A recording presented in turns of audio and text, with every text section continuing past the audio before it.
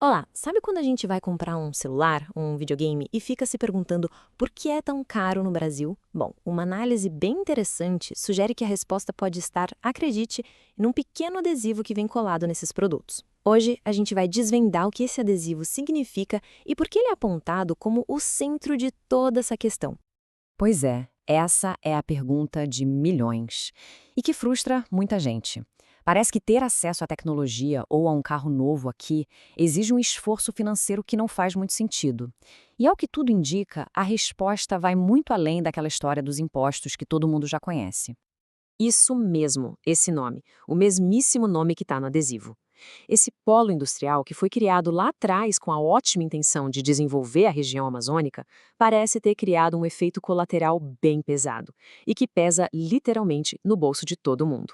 Vamos mergulhar nisso para entender melhor. Para a gente conseguir entender o argumento central dessa análise, ela usa uma analogia muito boa, que é a do problema do Monte Fuji. É basicamente a história de uma ideia que nasceu com a melhor das intenções, mas que tinha uma falha de lógica bem na sua base.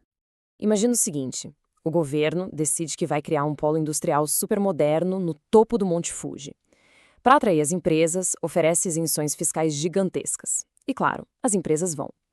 Só que pensa na logística. Levar matéria-prima montanha acima e depois descer com os produtos prontos é um pesadelo caríssimo. Quando aqueles incentivos iniciais acabam, o polo simplesmente não consegue competir. Ele se torna inviável e passa a depender de mais e mais ajuda do governo para continuar existindo. E essa analogia, olha, não é tão maluca assim. O próprio governador do Amazonas já reconheceu publicamente esse desafio logístico. Se uma TV feita em São Paulo chega nas lojas muito mais rápido e, portanto, mais barato, como que um produto que vem lá de Manaus consegue competir sem um empurrãozinho constante? É o dilema do Monte Fuji acontecendo na vida real. Agora, vamos deixar a analogia um pouco de lado e olhar para os números. Porque é aqui que a gente entende a dimensão da coisa. Qual é o custo financeiro real para manter esse modelo todo funcionando? O número é espantoso. A gente está falando de um custo direto de 25 bilhões de reais por ano em renúncia fiscal federal. Esse é o valor que o Brasil como um todo deixa de arrecadar para sustentar as operações da Zona Franca. Mas o dado que talvez seja o mais chocante é este aqui, o custo por emprego. Uma análise da FGV calculou que, em 2021, cada vaga de trabalho lá custou, em subsídios, o equivalente a R$ 278 mil por ano. Um valor absurdamente mais alto que o salário que esses funcionários de fato recebem. Então, fica a pergunta, para onde está indo esse dinheiro todo? Bom, os dados mostram que na Zona Franca de Manaus, só 5% da receita das empresas se transformam em salário para os trabalhadores. No resto da indústria brasileira, essa média é mais que o dobro, de 11%. Isso dá a entender que a maior parte do benefício fiscal acaba virando lucro para as empresas, e não necessariamente investimento em mão de obra. E aí a gente chega num ponto central. Como um sistema com esses custos todos consegue se manter de pé por tanto tempo? A resposta, segundo a análise, está num ciclo de protecionismo. Basicamente, o modelo sobrevive bloqueando a concorrência.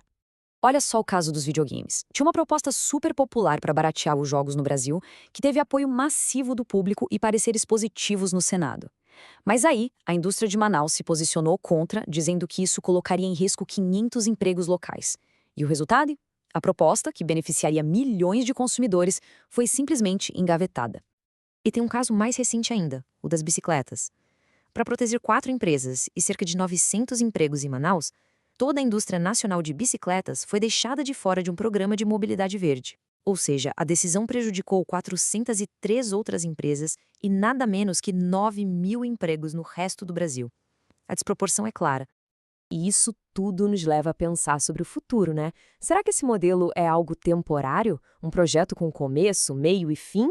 Ou ele acabou se tornando uma característica permanente da nossa economia? A Zona Franca foi criada lá em 1967. O que era para ser temporário foi sendo estendido e estendido várias vezes. E agora, com a recente reforma tributária, os benefícios foram garantidos mais uma vez, só que agora com validade até 2074. Se tudo correr como está, serão no mínimo 107 anos de existência. Mas afinal, que tipo de indústria está sendo protegida com tanto esforço? A análise aponta que é predominantemente uma indústria de montagem.